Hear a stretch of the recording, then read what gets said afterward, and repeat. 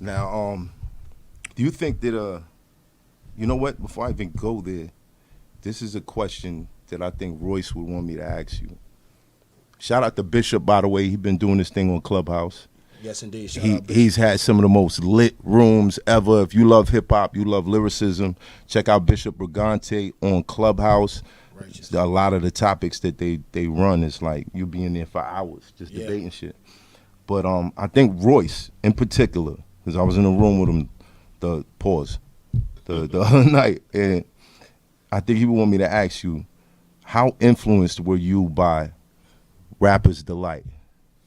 Man, big time, bro. You know what I'm saying? Like, my moms used to play Rapper's Delight around the crib.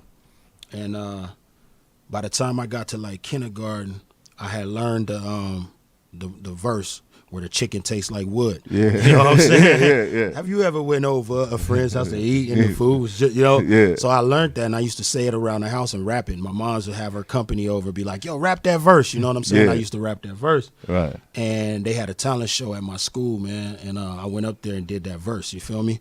And, that was my first time really being on stage. How old were you? I was like 6 years old, you know what I'm saying? You were 6 years old and you got up on stage and rap. And Rapper's Delight. And so. you bodied it. Did you mess it up? I got busy, but I was so used to saying it, you know what I'm saying? Yeah.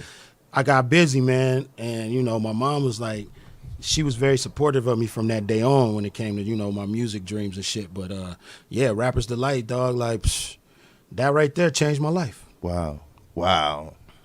Take that, Royce. Take that. Nickel, what's happening? Wow, that's crazy. That having that influence and getting up on stage that young, like, do you think that was the moment that you said, this is it. This is what I'm gonna pursue. I'm gonna rap better than everybody. I'm gonna make it out. It was a bunch of moments. That was one of them. You know what I'm saying? Another one, dog, I gotta be real. When I went to Snoop house for the first time,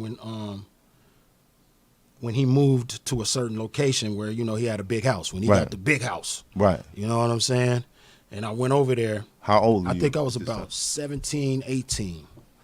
And I went over there, and he had like a basketball court in his backyard full, you know what I'm saying, official. Yeah. He had lowriders all in the garage. You know what I'm saying? He had whips parked in a circular driveway, you know what I mean? Right. And I was looking like, damn, he made all this shit happen pushing his pen off rap.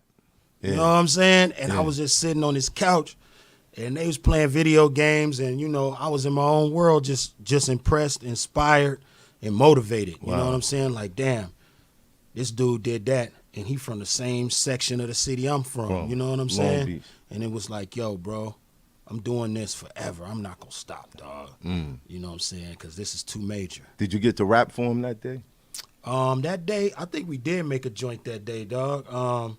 Somebody was just reminding me of that, too, the other day at the lab. They was like, what happened to that joint you made with Snoop when you was young? We did a few joints. He had a studio inside his house, too, a little studio. He had a big studio off premises and then one inside the house. Wow. And, we did a little joint that day, you know what I'm saying? It's a couple joints. 17 years old, you was rapping 18. With Snoop. Yeah, about 18, yeah. Yeah, I think that was the first time I did something with him. I was there a long time, man. You know what I mean? I was blessed. Yeah, because it's a lot of youngsters that don't get to go around icons and shit like that. But I ain't even know, and I told him this too. I ain't even know how blessed I was to be in the presence at that time. At that time, you know what I mean, and be able to learn and sit back and watch and peep game. You know what I'm saying? Now, let me ask you. In the back of your mind, was you like, yo, I'm about to kill Snoop on the track? Keep it real. Keep it real. Nah, because you know what? We was songwriting like. I just wanted to prove that I belong there. Right. Because it was always a house full of rappers or a studio full of rappers. Anytime when Snoop was doing his thing, when I was involved and I was around, he always had a lot of, up-and-coming artists around that was trying to get on. Like, you know what I'm saying? Anybody we familiar with?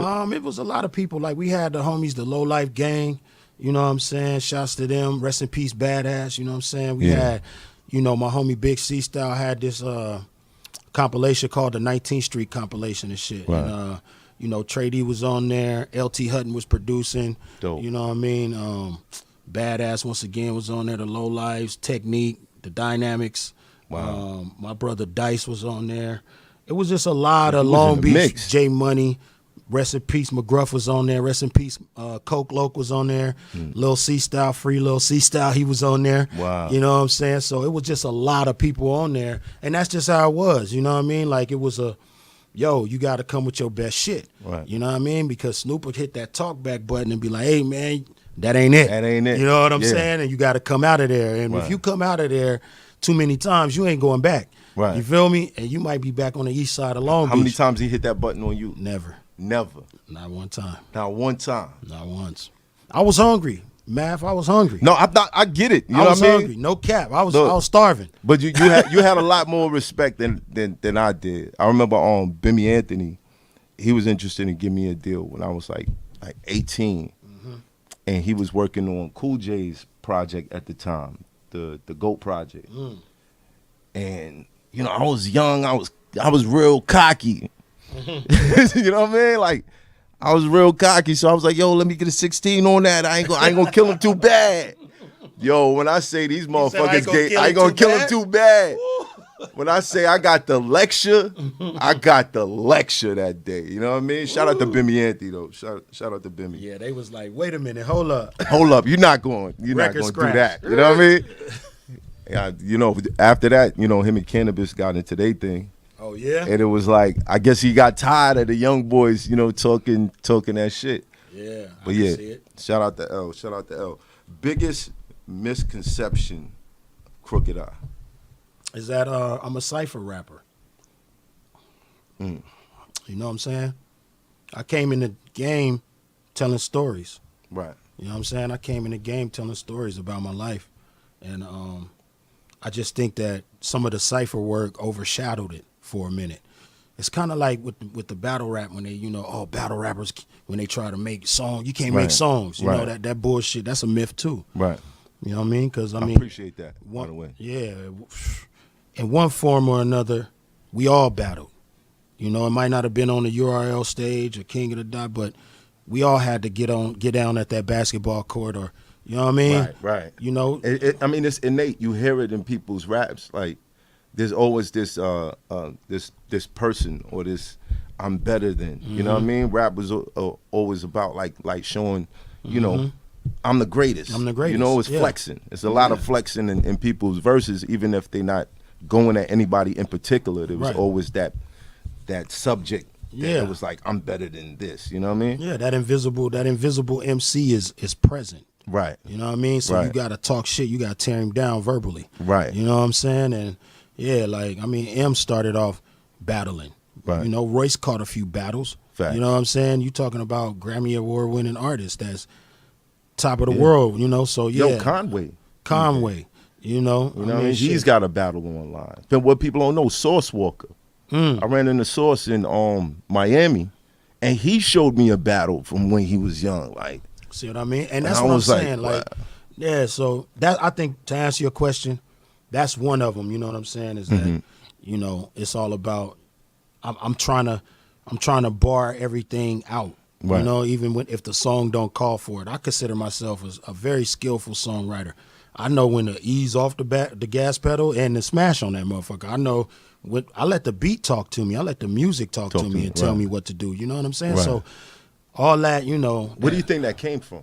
That came from the BET Cyphers and probably the Hip Hop Weekly series, my first Hip Hop Weekly series I did, where I was just barring out on shit, you know. And then that's a misconception. So I want people. I invite people to go into the catalog. Right. You know what I'm saying? Yeah.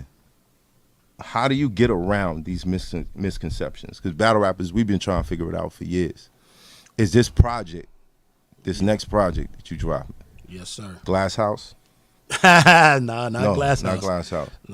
Hey, yo, I wish all the Slaughterhouse fans, they wish Glass House would come back out, man. Right. But yeah, but we talking about Well, have you named the project yet? No names yet. No names. No names, man. It's in my mind. It's called the most important album of my life. That's what it is, right? That's how it lives in my mind. It won't be the title, but that's how it lives in my mind. Right. And you're trying to top all your past works. All of them. I'm trying to top all of them by far. Do you think that misconception is going to get put to bed with this project? Yeah, I think so. I think it will. You know what I'm saying? I think it will. My real supporters, they know that ain't facts. They know that. You know what I'm saying? But you got so many onlookers who want to be tastemakers in the game, and they looking from the outside, looking in, and they on the sidelines, and they saying, "Oh, Crook got bars. He'll go 50 bars and all that, Right. And it's like, dog, we doing so much more than that. Even Slaughterhouse, they counted us out like that. You know what I'm saying? Like, motherfuckers was telling us we should make an album battling each other when we did our first fucking. I mean, album. but I'm not mad at the concept. But they thought that that's what we wanted to do. They was like, yo, that's all they saw us being able to do. Let me put it that way. They didn't see us as songwriters until we dropped the first shit, and then it was like, oh shit. Do you think people fight against that stigma too much? Like, because in reality, being honest, Crooked, yeah, I would love to hear you just rip somebody up. You know what I mean? Right, like, right. I love that. Now, the song part, of course, that's going to draw me in. You tearing shit up, and I'm going to check out the music, and I'm going to be like, oh, he's multi-layered. There's more to it than this. Right. But the general attraction is, yo, you'll smoke a motherfucker. Yeah. Would that be such a bad idea? Nah, I don't run. I love it. You know what I'm saying? Shit, Right. I love it. That is a part that I fell in love with. Right. When Rakim said he murdering MCs, I was like, okay, that's what we doing. You know what I mean? Right, So, exactly. I love it. It's just like you said, I'm just trying to make some balance. You know what I'm saying? I'm just trying to bring balance to it. But any album that I'm creating is gonna have some element of that. Right. You know what I'm saying? Because it's in me. It's in my DNA.